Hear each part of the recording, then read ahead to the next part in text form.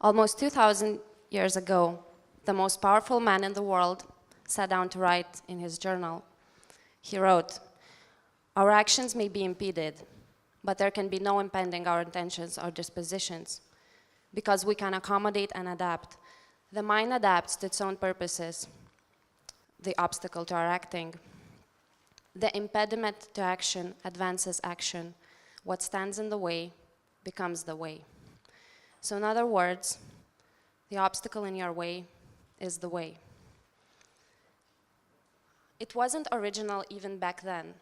Marcus Aurelius learned it from other Stoics.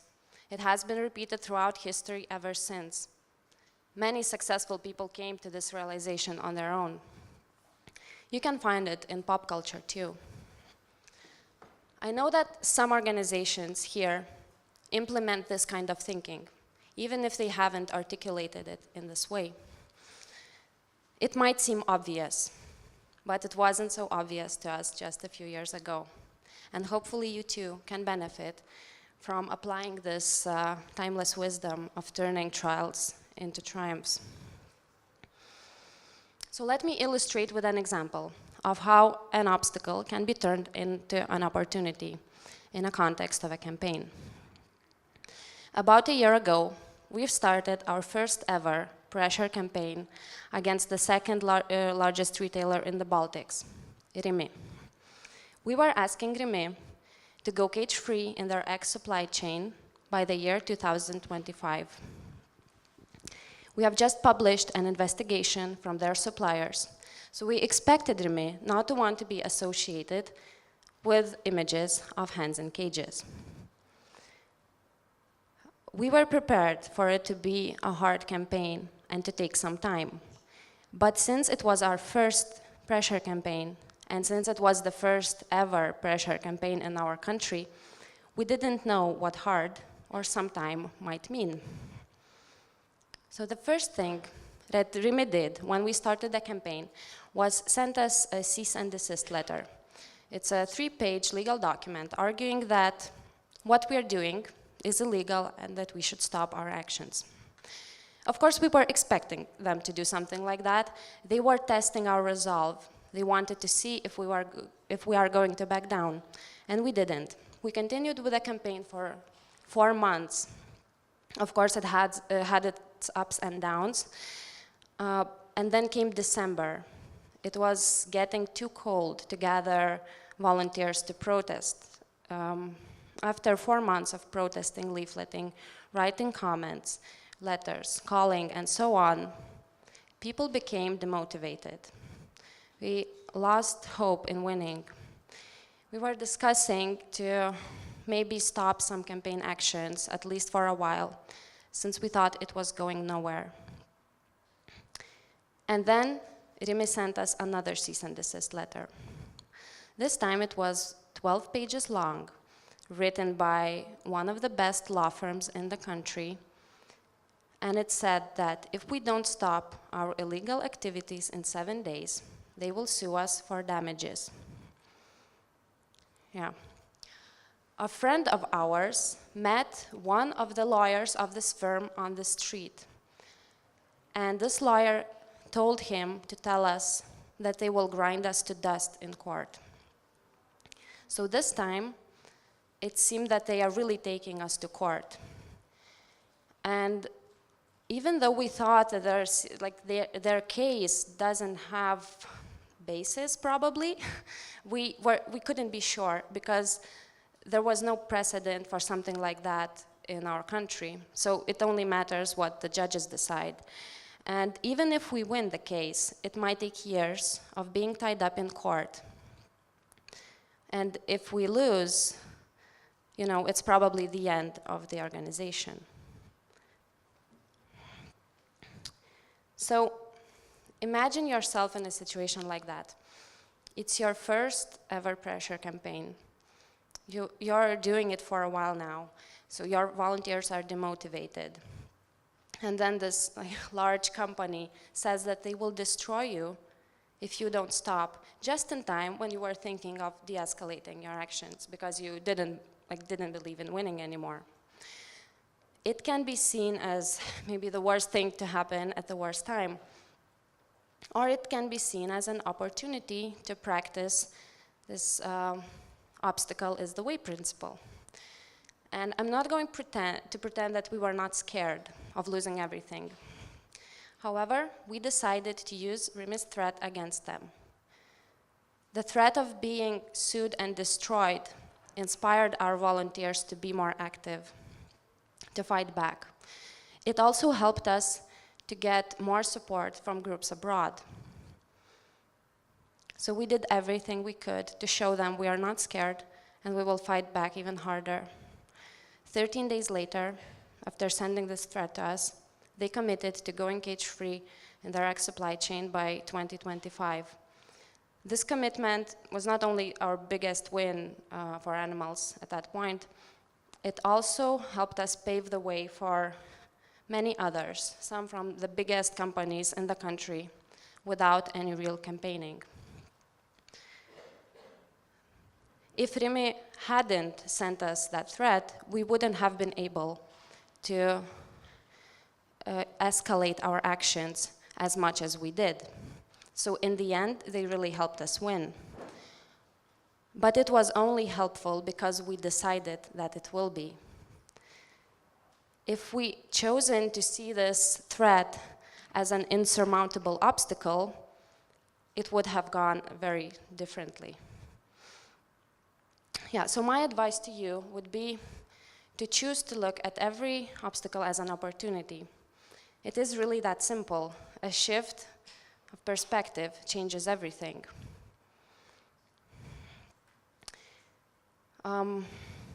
When faced with an obstacle or crisis, you have a choice on how you want to react. And too often we react emotionally, we get discouraged, we complain to everyone. But we can remain calm and objective. We can see these obstacles for what they really are, opportunities for us to improve. So, when faced with some crisis, try to remain calm and objective, control your emotions, get some perspective. Think of how people you respect would act in this situation and try to emulate that. Consider the worst case scenario for your situation and realize that whatever it is, you will survive. And I'm not talking about wishful thinking here. I'm not saying you should pretend that problems don't exist or that they're not as bad as they are, because some situations really suck. And that's okay. But get into a habit of trying to use problems to your advantage. When you start to think like that, you realize that almost every time you can find good, even in the suckiest of situations. So let me give you more examples. So the problems you will have to deal with will be coming from internal or external sources. And internal problems are caused by people who are a bad fit to the organization. And I think they can harm the organization much more than the external problems. And I'm not talking about people who are actively harming the group. Those are very easy to notice, very easy to get rid of. What I'm talking here is about people who are just not good enough. Their performance is mediocre. They don't always deliver. I think these are the most dangerous. So what happens when we have a person like that is usually nothing. We don't want to have that uncomfortable conversation. We don't want to get anyone's feelings hurt. So we delay letting them go. It might be for months or years. And these people can be employees or volunteers, but it's more often happens with volunteers because we tolerate more from people who we don't pay. So we delay letting them go. But I think that in letting them go lie opportunities. For one, you can practice letting someone go with excellence. The more difficult conversations you have, the better manager you will become. Second opportunity might be in setting the standard for everyone else. By letting a person who's mediocre go, you're showing everyone else that there are standards. And third and most importantly, if you keep this person in this position, you will not be looking for a replacement. But if you find a replacement and you change the average person into a good one, you can get up to 5 times more done. And it has been written in some books about management. It's also from my experience. Like, you really get more done, and the quality of work is much higher. So don't tolerate mediocre people. See the opportunities they are holding your organization back from. Let's now talk about problems caused by external sources. What often happens is that we get a negative article in the media. It sucks, right? Well, now I think that it's actually good that media is writing about animal rights issues. We cannot expect everything to be in our favor all the time. But we can still use this to our advantage. We can contact the outlet and ask them if we could do an opinion piece about the topic that the negative article was about. We've done it a few times, it worked. If it doesn't work, there's some interesting research that shows that comments under the article might influence readers' opinion more than the information in the article itself. Of course, they have to read the comments to be influenced, and even though not everyone reads the comment section, you can still flood it with positive comments and work the situation a bit in your favor. And it's the same with influencers, like people who are famous on social media. If they post something negative about you, your work, like veganism, see it as an invitation to have a discussion on a platform that you don't usually get to talk on. So we already talked about what to do when your enemies threaten to sue you. Let's say they actually sue you. What do you do then? I now think it can be an amazing opportunity to get more support, more followers, more media coverage, to maybe even set a legal precedent in your country on animal rights issues. We were waiting for fur farmers to sue us for a while now, and they are actually doing us this favor now. So we are happy about it. What if they sue you, take you to court, and then you lose, and they bankrupt you? See it as an opportunity to start over with a better name and logo. Also, you can let everyone else in the movement know about the mistakes that you've made, so maybe other people don't repeat them. Yeah, you will pay the price, but then someone else maybe doesn't have to. What if you lose in court and go to prison? Look at it as an opportunity to get some rest and perspective. Read and work out. Get to meet some new interesting people. And you're laughing now, but it's actually true. And I realized that some prisons are much worse than the others, and in some countries you would be just killed for doing activism. But chances are that whatever happens to you will not be that bad. And even if it is really bad, you can survive it too and come out stronger because of it. The good thing about true perseverance is that it can only be stopped by death. Okay, so what do you do when everything fails? Where is the opportunity in that? Let me give you an example from sports. Nastya Lukin won all-around gymnastics gold medal in 2008 Olympics. During the trials of 2012 Olympics, She was considered to be the best in the world in gymnastics. Expectations were high. During the uneven bars event of the final day of the trials, Nastya fell on her face. That meant she's not going to the Olympics anymore. Her trainer told her to sit down on the bench, and she had every right to do so because she probably got a mild concussion from that fall. But Nastya stood up, put some chalk on her hands, and finished her routine. Later, she got a standing ovation from 18,000 people for doing that. When everything goes up in flames, there are still opportunities. Like Nastya did, we can show the strength of our character, even when all we feel is shame of failure. Okay, you might be thinking, this is just a sport. What happened to her wasn't so bad, and I grant you that. Let's talk about Viktor Frankl then. Viktor Frankl was a Holocaust survivor. He survived 3 different concentration camps, but lost everyone that he loved, almost everyone that he loved in them.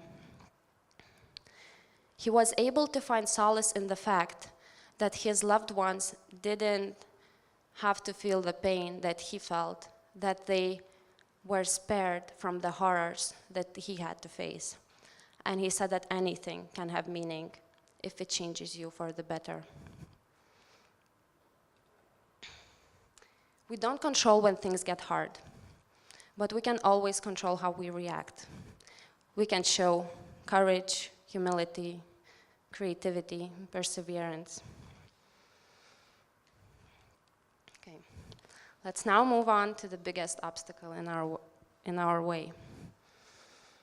I really believe that the biggest obstacle to your goals is you. We tend to get in our own way. Even when we are smart, we are not that smart. If you have any illusions about how smart you are, just think about Stephen Hawking. Even when we are rational, we are not that rational. Wikipedia's page on logical fallacies lists more than 100 logical fallacies. And even when we know exactly what to do to get what we want, we tend to procrastinate. We're just monkeys in shoes. We didn't evolve to solve complex problems like ending factory farming, global warming, or even filling out the tax forms. But we shouldn't use these limitations as excuses. Instead, see them as opportunities to improve ourselves. Okay. And it is an obstacle because first, you have to admit to yourself that you're not that good, not that smart, not that creative. It hurts the ego, and it is unpleasant. Furthermore, if you entertain this thought, then you know you need to get to work on yourself, which is also not that pleasant. Think of first starting to work out. At first, you really suck at it, and you feel weak. If you keep at it for months, you still suck at it and you still feel weak. And even if you keep at it for years and years and you get better and you don't feel like you suck anymore, just watch some gymnastics on YouTube. It's a constant reminder about how weak you really are. And it is the same with working on building your mental capacities or your knowledge base. We're programmed to avoid pain. It doesn't matter if we're talking about sports or mental struggles.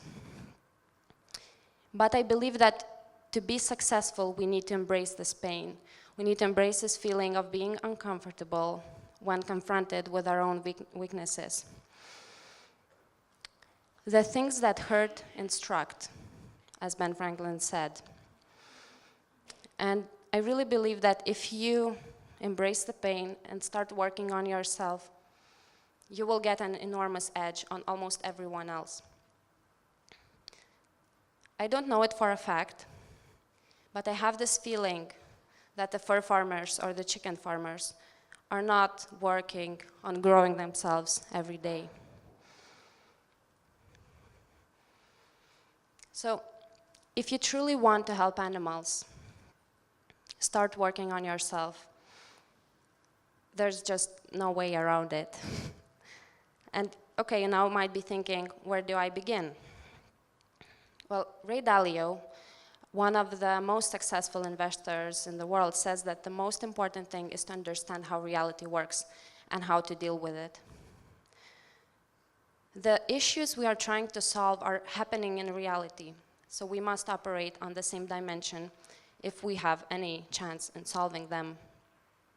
Okay, but what does it even mean to understand how reality works? Well, you can start by learning how to understand yourself, learning how to understand how people are wired, reading some books on the subjects you know nothing about, might be physics, genetics, biology, history, politics, etc. Learn how to think. Get into a habit of asking yourself, how do I know that I'm right? Commit to growing yourself. It will not be easy, but it will be worth it. The more you grow, the more good you can do for the animals and the world. But don't ever expect to reach a land of no obstacles. The better you become, the more problems and the more challenges you will have to deal with. And they will only get bigger and more complex. Welcome them. See them for what they really are, opportunities for you to change the world for the better.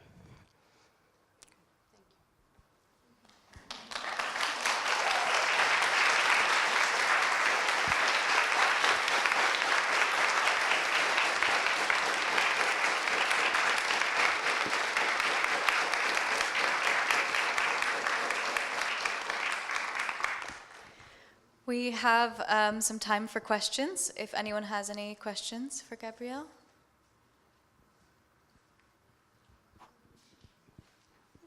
Okay.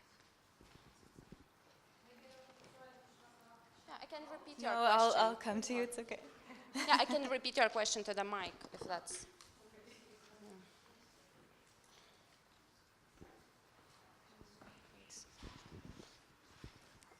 I wanted to ask about Dreamy situation. When you get this letter, you consulted with some lawyers, yes? And Yes. what did they tell you? Was it possible that they really have some reasons to sue you and you just pretended nothing and pushed the campaign further, or you were sure that nothing is really there? Well, the lawyer didn't know.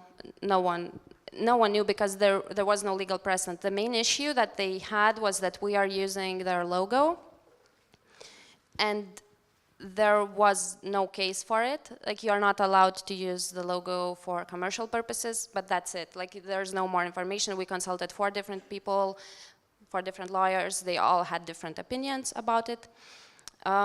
So we really didn't know. But our lawyer was like, he was the best example of this obstacle, is the way, yeah, we can lose at the first one, like the first court, then we will appeal. Okay, if we lose in the appeal court, then we will go to the constitutional court.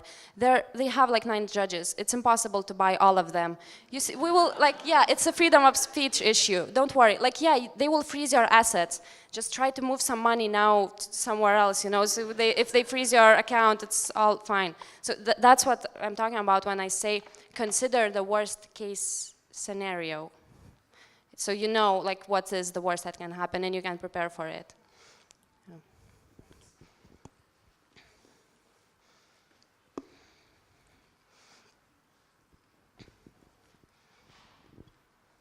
I missed it when you were describing it, but did you actually just ignore the threat and went forward, or did you make the threat well known to the public to gain their support?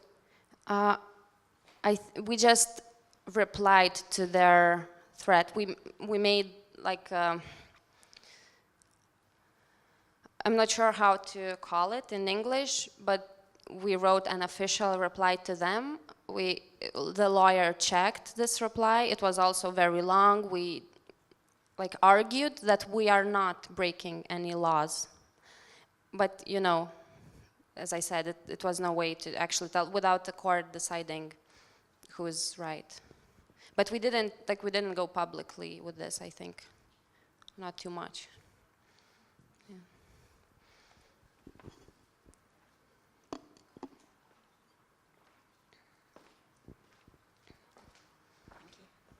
So I'm interested in knowing what really made them go cage-free then.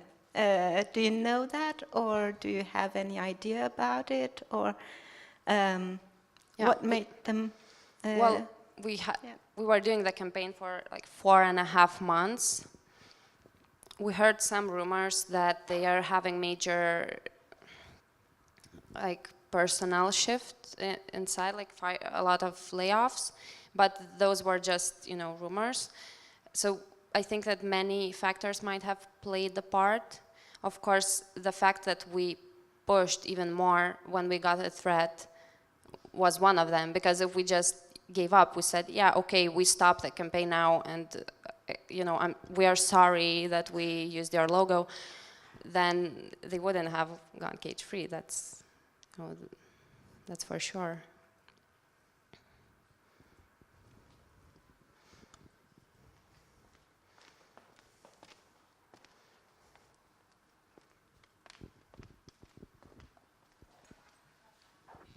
Hi, so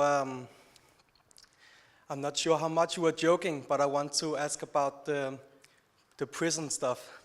So for me, it seems not a good idea to do things that get you in prison, because you gotta do or have too hard consequences. It could be something other than prison. It could be that your organization collapses, because you gotta make a risk-reward analysis, and you gotta look at how much can you do in a total sum for the animals.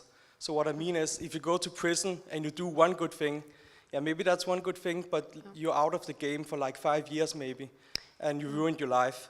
So you cannot be a good animal activist if you have ruined your life or ruined your organization in the long term. Yeah, I'm not saying do stuff that gets you in prison, especially like, go to prison for 10 years for saving one animal. No, don't do that. But if you get into a situation where you are going to prison, try to find something meaningful in that. Try to make the best out of the situation. Like, I've read about one guy who was on death row for 22 years. He was innocent. He later got out, but during those 22 years, he read 9,000 books. He learned how to speak publicly very well. You can make something out of yourself if you are there.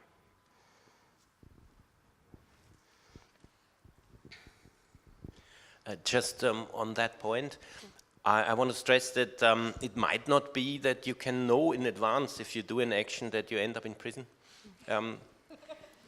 Or even that you might be threatened with doing this. Yeah. If you probably have heard in the UK, it shocked me deeply, there was a case of 4 guys who blockaded a lorry with fracking equipment, and they got 16 months prison for that.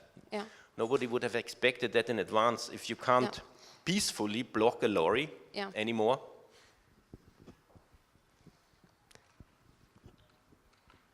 Yeah, was that a question or?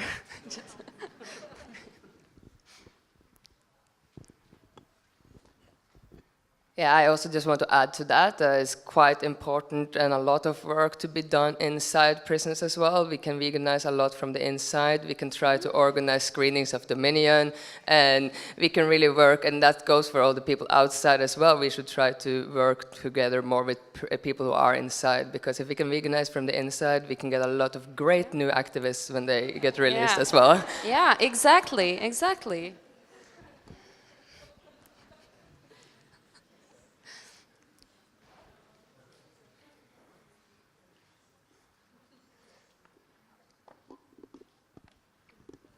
Are there any other questions?